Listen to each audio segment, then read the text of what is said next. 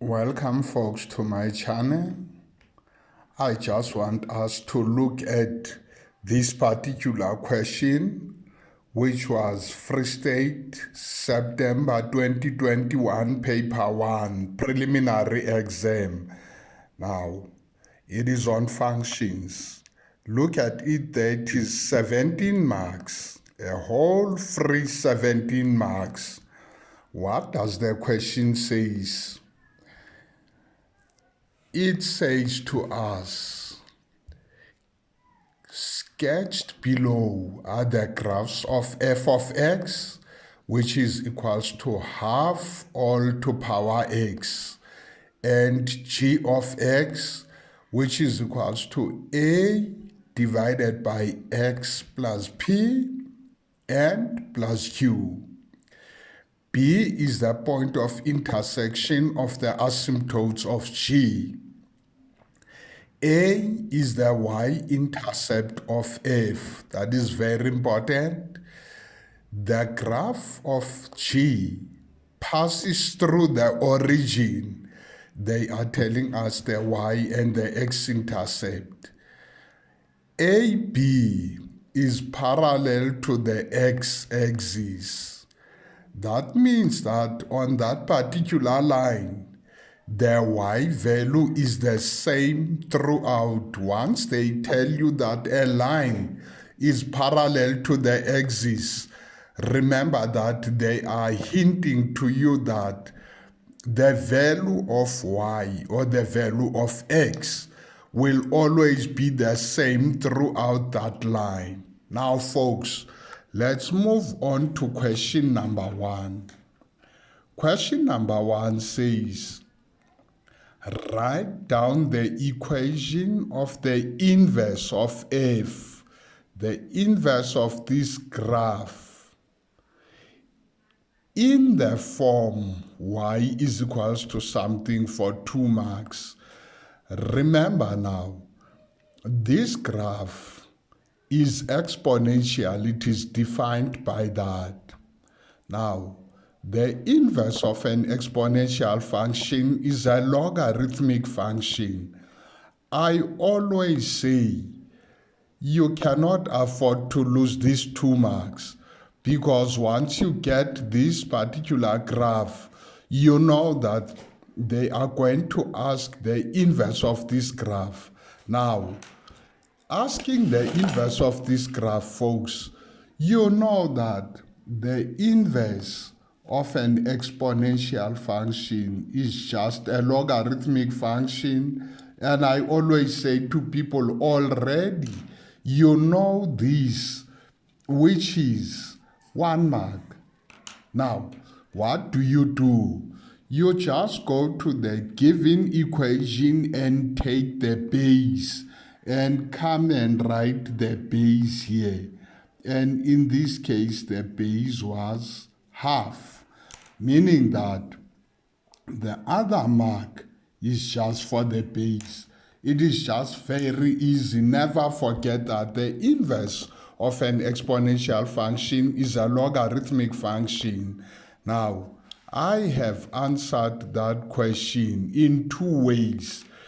Remember that if it is logarithmic of base 1 divided by 2, you can also write it as minus log base 2 of x. We have answered question 5.1 for 2 marks. Now, the next question says, write down the domain of f inverse. Now, we are giving the domain of this inverse function.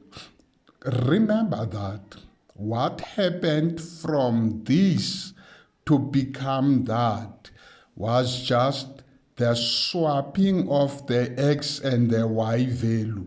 Now, if you swap x and the y value on this graph, they swap everywhere, even the domain and the range of this graph and that graph will swap. Now, if you look at this, they say they want the domain of F inverse. What was the range of this one? Becomes the domain of the logarithmic function. What was the domain of this one becomes the range of the logarithmic function. Now, in answering that, we have said y must be greater than 0. Let's move on, folks. Next question says, sketch the graph of y is equals to f inverse of x. On your answer book, clearly indicate the intercepts. That is very important. If there's an x and y intercept, show them. Intercepts with the axis and the asymptote on the graph. Now remember, we are now sketching the inverse of this graph. It was a decreasing one, meaning that its inverse graph would go in this way. The y-intercept there was 0:1. When they swap around, it becomes 1 and 0. What was the y-intercept becomes the x-intercept of the new function. I have done that. There's our inverse function. And remember, they said you should also clearly show the asymptote. Now, if you look at this particular graph, its asymptote is now the y-axis. I have shown there by a dotted line that the y-axis are the asymptote of f inverse. Now, that means that I deserve to get full marks in that particular question. Let's move on, folks. The next one says, if h of x is equals to x plus 3, is the equation of one of the axes of symmetry of G. Determine the coordinates of P. Now, it is one of the axes of symmetry, meaning that it is the line that passes through that point. And it has a positive gradient. And keep in mind, they told us that this line was parallel to the x-axis. And we know that at this point, the value of x is 0 and the value of y is 1. Meaning that everywhere in this line, the value of y is 1. Right up to that point, the value of y is 1. Now, what do? You substitute y with 1, then you determine the value of x. Now, this is how I attempted that. I started by saying the coordinates of A, this point, are 0:1, because that is the y-intercept of the exponential function. Move on, because this line is parallel to the x-axis. It means everywhere the value of y is 1. Now, at that point where y is equals to x plus 3, I replaced y by 1. Then I solve for x. X becomes -2.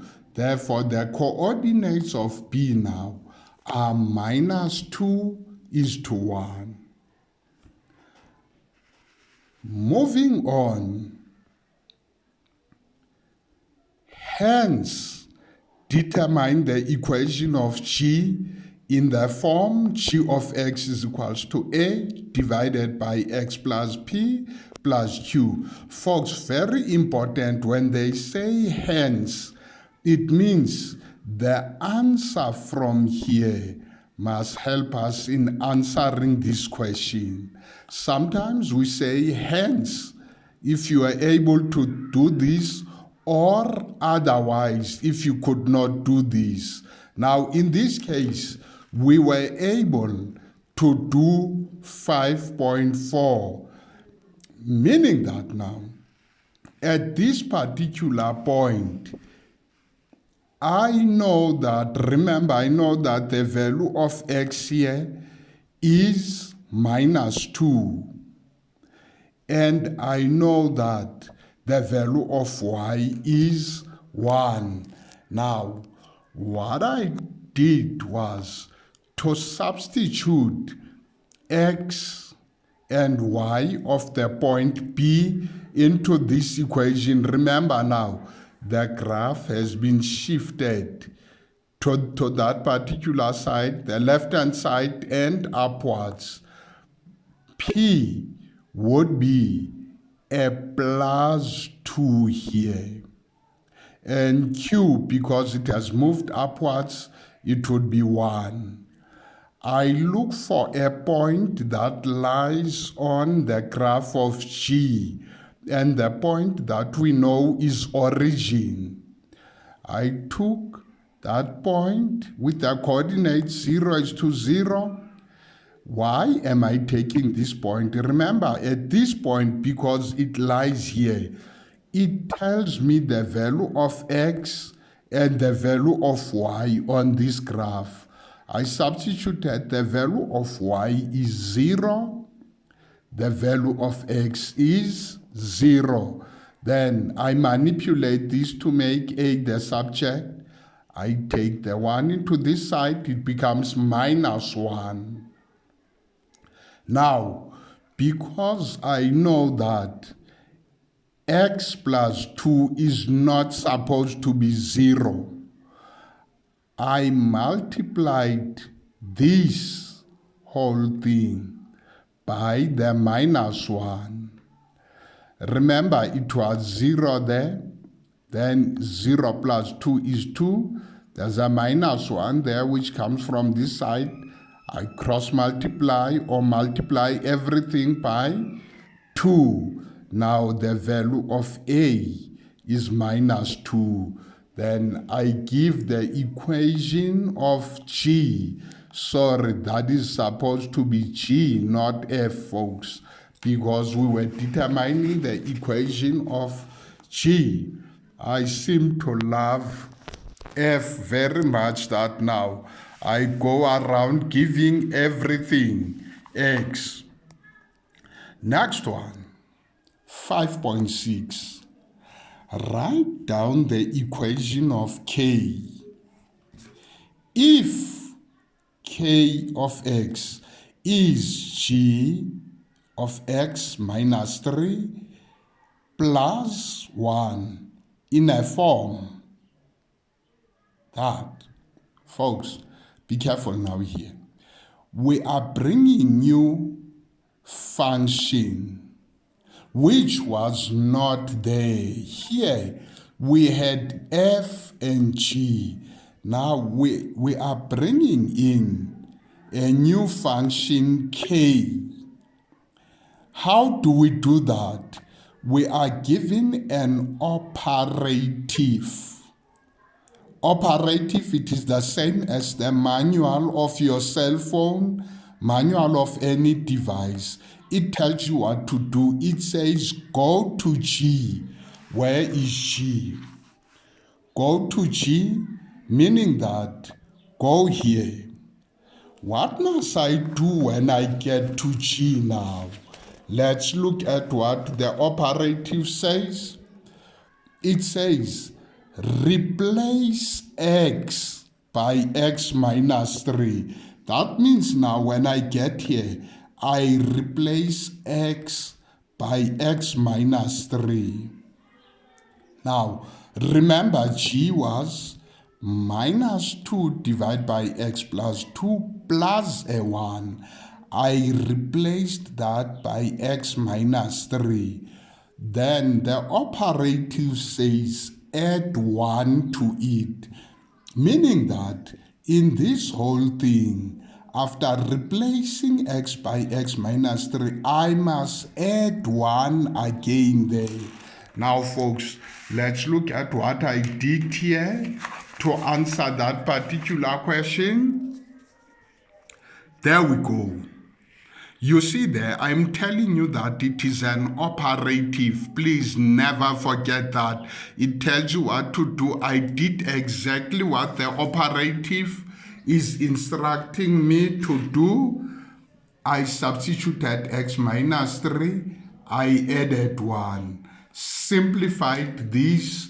The new function k has got the equation minus 2 divided by x minus 1 plus a 2. We have answered that question, my friends. Now, next set of questions.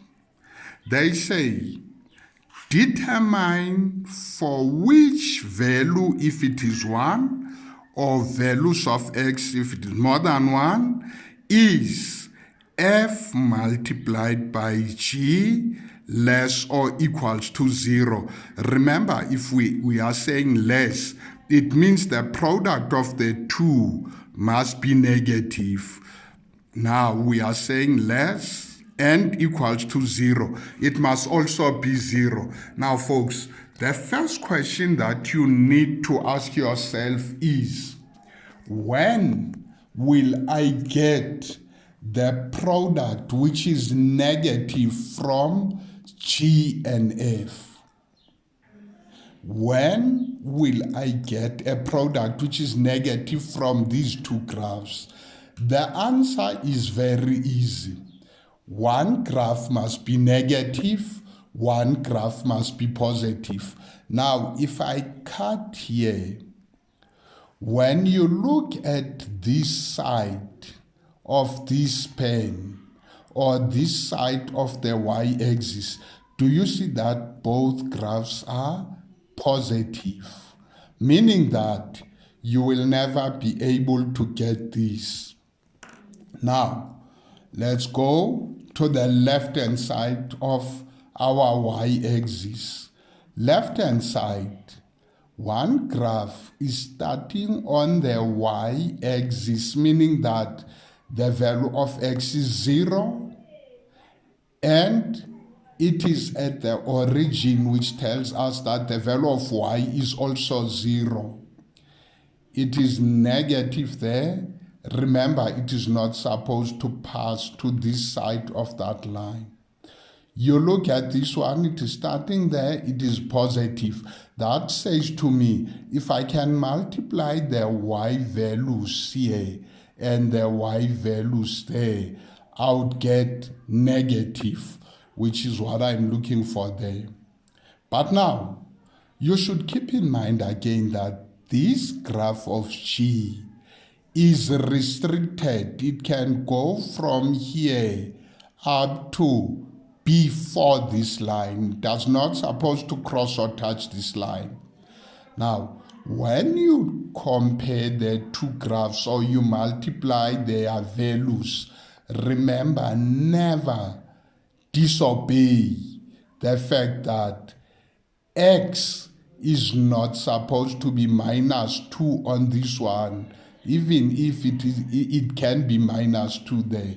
Now, my solution in this case is between the pen and the pencil. I should not cross the pencil. I should not cross the pen. Now my solution, the values of x must be between the pen and the pencil.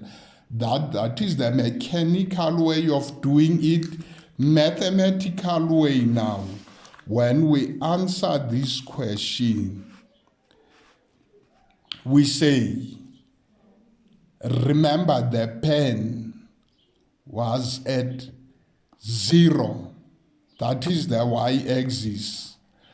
the pencil was at -2. Now, we said x must be between -2 and 0. Now, x must be greater than -2 because it is the asymptote. It can be less or equals to 0.